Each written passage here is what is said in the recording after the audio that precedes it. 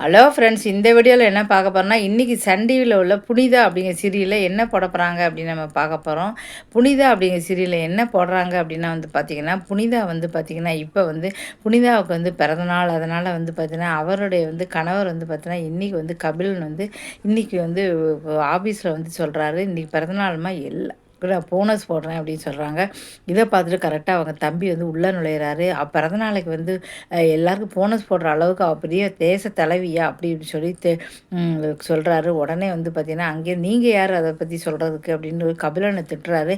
அந்த சமயம் கரெக்டாக புனிதா உள்ளே வராங்க. உன்னுடைய மாமாவை கொஞ்சம் மரியாதை பேச கற்றுக்கோ, இப்படியா பேசுவேன் அப்படின்னு சொல்லி திட்டுறாங்க. இதுக்கப்புறம் என்ன நடக்க போகுது அப்படின்னு பார்க்க போகிறோம்.